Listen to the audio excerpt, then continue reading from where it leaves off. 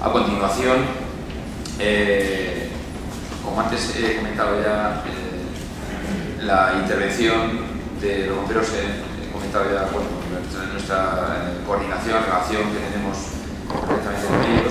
No voy a abundar en ello, solamente hablar del ponente que está en estos momentos al micrófono, que es Diego Rubia Cuartero, que es jefe de la sección de prevención de incendios del Servicio contra Incendios del Ayuntamiento de Albacete, y que nos va a hablar en su ponencia de la intervención de los bomberos en incendios en Chugas. Es una explicación práctica de su intervención, dándonos una visión desde un punto de vista técnico de lo que sería pues, una intervención de bomberos en Chugas. Dejo la palabra a Diego. Pues muchas gracias, Benito. Buenos días. Desde nuestro punto de vista de seguridad contra incendios, el mejor incendio es el que no se produce, lógicamente. ¿No se oye?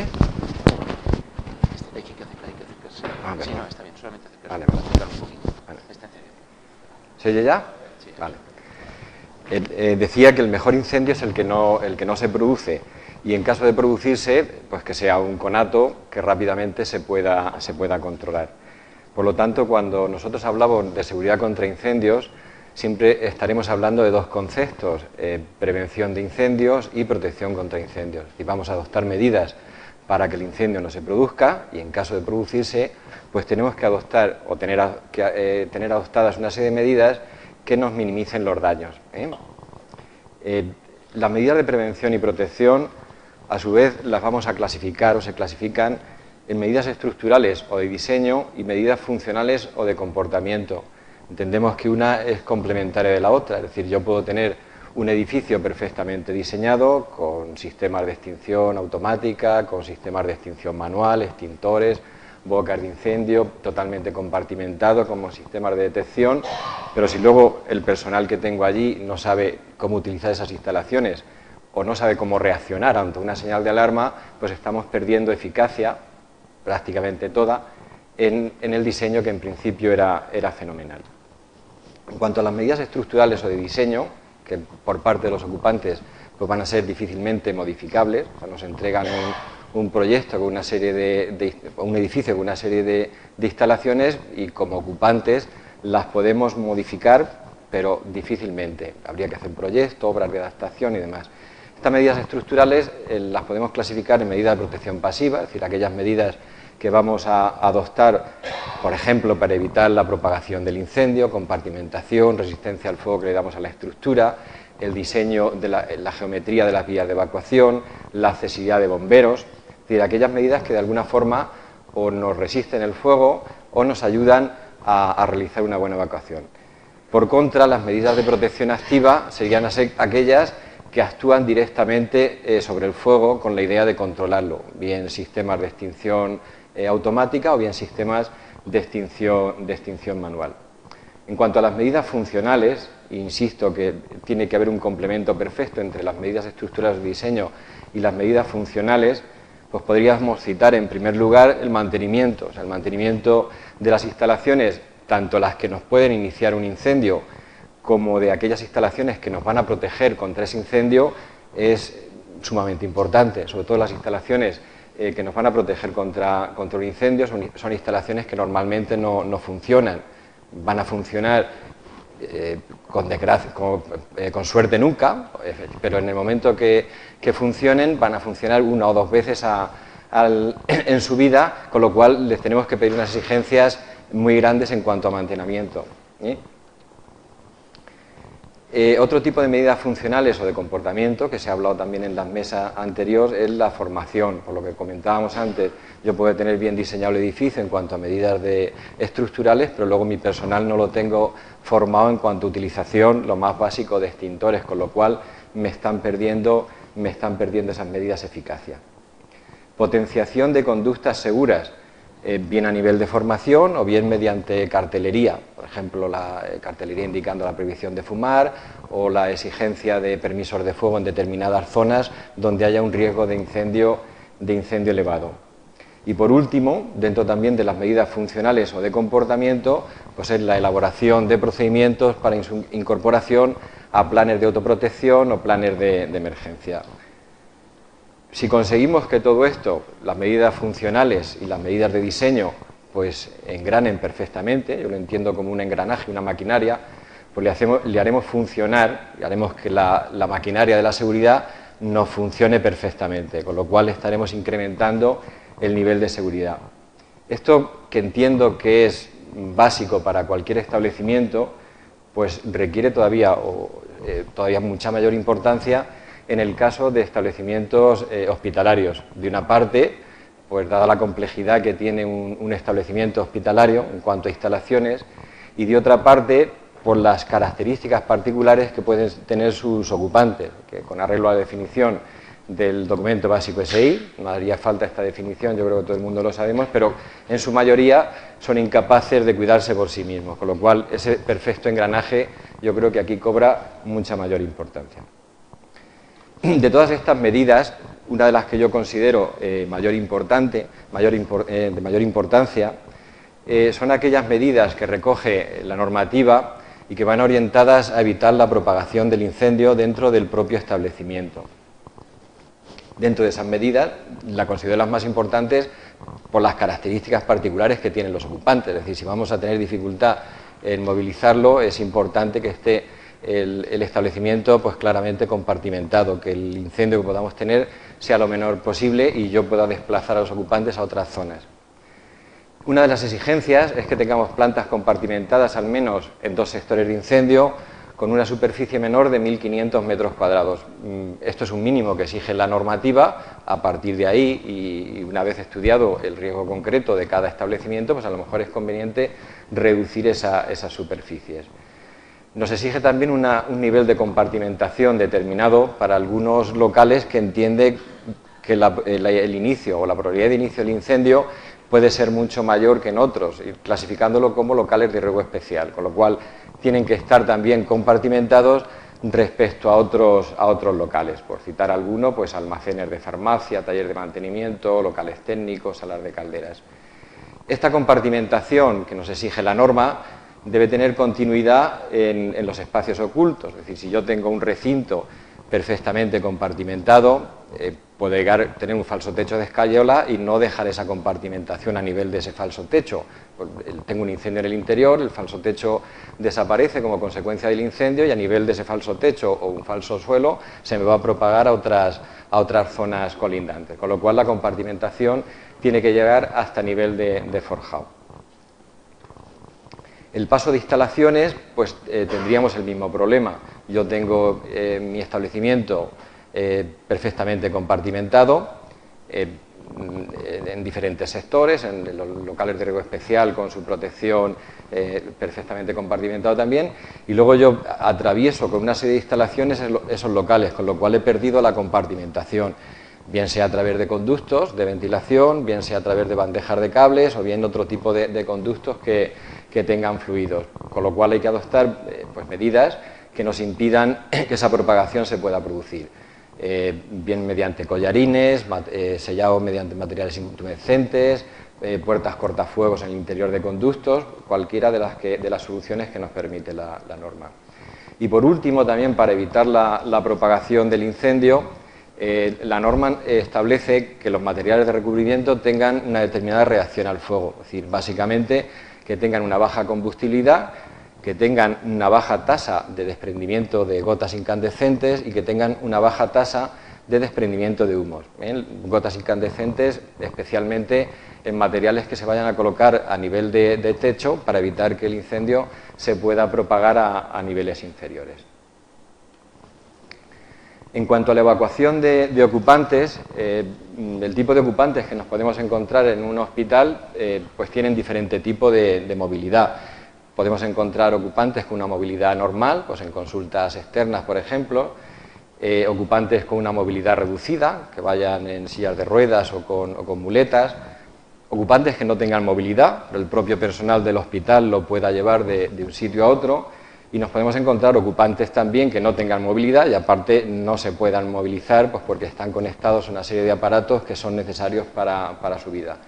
En cuanto a estos últimos ocupantes, pues la solución sería la que hemos hablado al principio, tener zonas compartimentadas o las zonas de UBIs y demás con una cierta seguridad para que un incendio no le pueda afectar a ello. En cuanto al resto de ocupantes, la norma es más restrictiva que para otros usos, entendiendo esa poca o esa carencia de movilidad que pueden tener. Entonces admite plantas con una sola salida cuando su superficie es muy pequeñita, hasta 90 metros cuadrados. La ocupación tiene que ser también pequeña, 100 personas, y cuando la evacuación se tiene que realizar en sentido ascendente, es decir, los humos los vamos a tener arriba, con lo cual la evacuación la vas a realizar en el sentido o donde van a estar los humos, con lo cual nos reduce también la ocupación que pueden tener esas plantas. Y el recorrido máximo, 25 metros. Si no cumple estas condiciones, pues a la planta se le exigen 2 o más salidas y a su vez tendrían que cumplir también unas condiciones adicionales, ha recorrido hasta una salida menor de 35 metros y distancias hasta un recorrido alternativo, es decir, que yo pueda llegar a un recorrido en el que tenga salidas opuestas que sea menor de 15 metros. En cuanto al dimensionado, es más restrictivo también que para otros usos, en general se admite para puertas y pasos 0,80 y en el usos hospitalarios sería 1,05. En cuanto a las instalaciones de protección contra incendios, una de las... ¿Esto se ha ido o no? En cuanto a las instalaciones de protección contra incendios, una de las instalaciones que nos va a exigir el documento básico SI sería los sistemas de detección, que es obligatorio en todo caso. Para mí es una instalación muy importante. Cuanto antes detectemos un incendio, antes se va a poder actuar sobre él, o bien con medios manuales, si tenemos ahí será un pequeño conato porque lo hemos detectado muy rápido, o bien trasladando al personal, haciendo una evacuación a otras zonas, o bien comunicándolo a bomberos. Al respecto, las actuales tecnologías, el tipo de detector nos señaliza correctamente en la centralita, en la planta y en la habitación donde se ha ubicado, con lo cual estamos ganando tiempo de intervención. Las antiguas centralitas, alguna quedará todavía en algún centro y sería conveniente irla sustituyendo. Las antiguas centralitas, los que nos señalizaba era una línea de detectores y nos decía que una línea de detectores se había activado, pero hay que ir a la planta donde nos indica y comprobar en qué habitación se ha podido activar ese detector, ¿no? Con lo cual se está perdiendo un tiempo importante a la hora de poder hacer una intervención. Bueno, otro tipo de instalaciones que nos vamos a encontrar serían extintores y bocas de incendio equipadas. Sobre todo el complemento que hablábamos al principio entre medidas de diseño y medidas funcionales es sobre todo muy importante en las instalaciones que sean de uso manual, como puede ser extintores y bocas de incendio equipadas. En cuanto a las instalaciones de extinción automática, la norma no le exige, por el mero hecho de ser un establecimiento sanitario, de ser un hospital, no le exige instalación de extinción automática, por lo menos la norma española. Si hay la NFPA, para el uso sanitario, en las zonas de hospitalización, sí exige sistemas de extinción automática. En España no se exige, por el mero hecho de serlo, sino cuando el edificio pues, tiene una altura de evacuación mayor de 80 metros, pero en usos generales.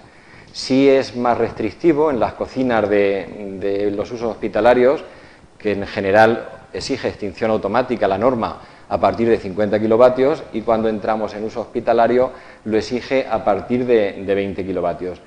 Cuando se ponga un sistema de extinción automática, yo quiero recordar algo que hay veces se olvida. Si la cocina es de gas, nosotros tenemos un sistema de extinción automática, si tenemos un fuego, la extinción va a actuar y nos va a apagar el fuego que tenemos aquí. Con lo cual, si no hemos tenido la precaución de instalarle un sistema que nos cierre la entrada de gas, el gas seguirá saliendo y vamos a tener un problema mayor como puede ser una explosión. O sea, que siempre tener en cuenta que el sistema de extinción automática al mismo tiempo nos cierre el gas. Bueno, en cuanto a las instalaciones propias, las instalaciones que hemos visto hasta ahora, pues son instalaciones que van a ser utilizadas por el personal propio del establecimiento, en este caso sanitario. Las instalaciones propias para ser utilizadas por bomberos, en principio tendríamos la columna seca, que, bueno, como su nombre indica, es una columna que no tiene nada, un tubo vacío, en el cual tiene una toma en fachada que los camiones de bomberos pueden conectar ahí sus mangueras, presurizan y en cada una de las plantas pues podemos tener agua. El fin que se persigue con esto es ganar en tiempo de intervención, es decir, en un edificio en altura yo no tengo que estar desplegando mangueras por toda la escalera, con lo cual el tiempo de intervención es mucho más rápido. ¿Qué es importante aquí? Pues que la toma de fachada sea accesible al camión de bomberos, con lo cual a la hora del mantenimiento pues esas cosas hay que tenerlas en cuenta. En el caso del hospital general, tenemos una columna seca en la fachada principal que discurre, se han colocado tomas en las plantas pares, como permite la norma. A partir de la 8ª planta tendría que ser en todas las plantas, como tiene menor de 8, pues se ha colocado ahí. Tenemos por la zona de almacén 2 tomas para columna seca en fachada. Aquí, bueno, pues el día que se le hizo, la verdad es que en ese momento se retiró y que el mantenimiento pues, se está llevando ahora correcto, pero lo que comentaba al principio, la toma de fachada pues tiene que ser totalmente accesible, con el fin de no perder tiempo en la intervención.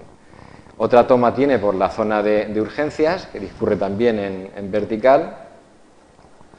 En cuanto a las instalaciones de hidrante, que sería una instalación también propia para utilizar por los servicios de bomberos, la misión que tiene es suministrar agua a los camiones. Las autobombas de los bomberos pues tienen una capacidad limitada. Si el incendio se prolongase mucho tiempo, que no es, Dios no quiera, pero bueno, habría que cargar agua en los sitios más cercanos que tuviésemos, con lo cual, a partir de una superficie de 2.000 metros cuadrados, es obligatorio que en los centros hospitalarios estén dotados de tomas de hidrantes. Igual que decíamos, para la columna seca, es válido para el hidrante, o sea, la toma del hidrante pues tiene que ser accesible para los vehículos de bombero o poderse llegar hasta ahí.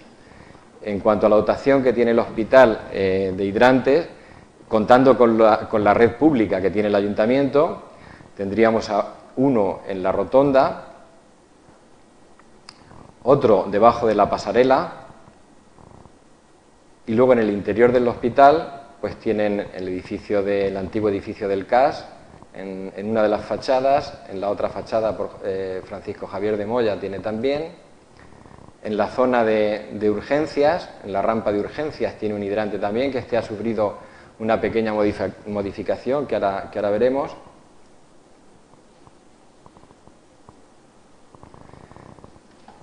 Y otro por la entrada de las ambulancias.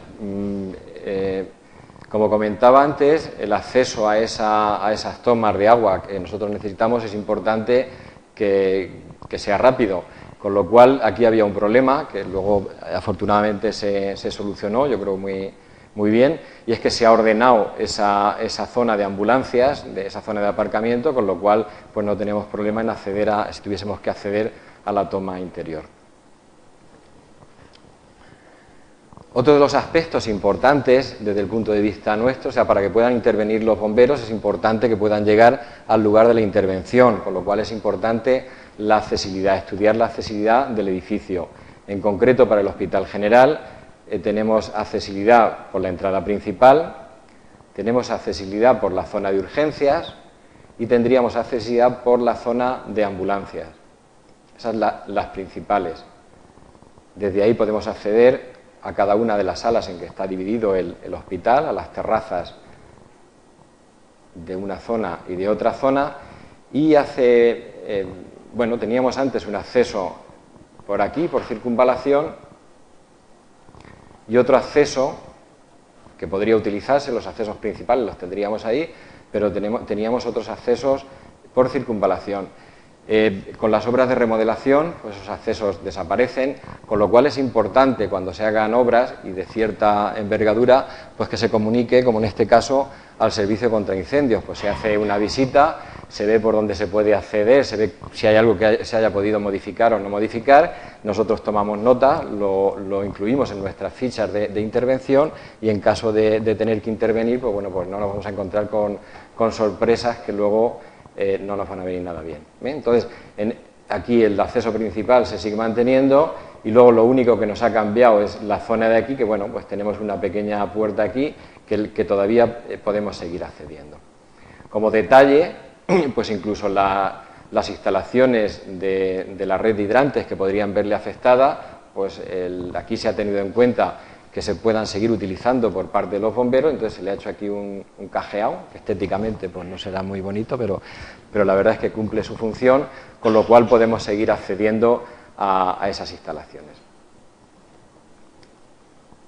Bueno, todas estas instalaciones que acabamos de enumerar, y faltan algunas medidas, pero bueno, yo creo que he enumerado las más importantes, se deben incluir en los planes de autoprotección, incluso cuando haya alguna modificación que puede afectar a la seguridad y pueda tardar un tiempo, pues unas obras de larga duración, pues yo creo que se deben de tener incluidos en los planes de autoprotección y comunicarlo a los servicios de emergencia que puedan verse afectados. Por parte del servicio contra incendios, pues participamos en la elaboración como asesoramiento, no en la elaboración concreta, de ese plan de autoprotección. Participamos si se nos solicita, como en este caso por parte del jefe de seguridad, el director de seguridad del hospital, en la implantación del plan de autoprotección, y paralelamente a la implantación de ese plan de autoprotección, pues elaboramos lo que nosotros hemos denominado la ficha de intervención, que es algo similar. Esta mañana han comentado el director de seguridad del psiquiátrico de Leganés que ellos hacían algo parecido, no le denominan ficha de intervención, pero lo que hacemos nosotros es, se mandan a los turnos operativos para que vayan tomando conciencia de las instalaciones que tienen aquí, y se elabora. El plan de autoprotección es un tocho, la verdad es que verse eso y operativo es a efectos nuestros, desde el punto de vista de una intervención, pues no va a ser.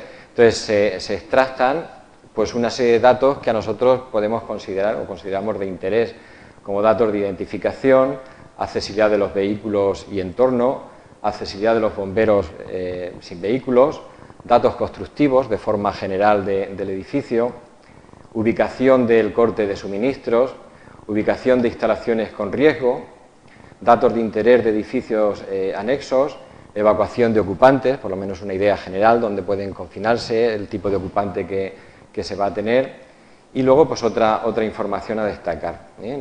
La verdad es que a mí esta mañana pues me ha gustado que en otro hospital, como es el psiquiátrico, pues hayan tenido esta misma iniciativa, elaborado o con otro procedimiento, pero vamos, al final es lo mismo, y yo creo que a la hora de enfrentarse a una situación de emergencia, pues lo importante es que haya una comunicación permanente con los servicios del hospital y una estrecha colaboración. Si además de esto contamos con los medios adecuados a esos riesgos, contamos con personas organizadas en equipos de emergencia a las que se le ha dado la formación adecuada, tenemos informado a todos los ocupantes en cuanto a medidas de prevención y formas de actuación en caso de emergencia, y llevamos un mantenimiento adecuado tanto de los medios humanos como de los medios técnicos, yo creo que al final estamos consiguiendo que ese engranaje del que yo hablaba en principio pues funcione correctamente, y estaremos incrementando el nivel de seguridad de nuestro establecimiento, en nuestro caso hospitalario. Pues por mi parte, nada más, y muchas gracias por su atención.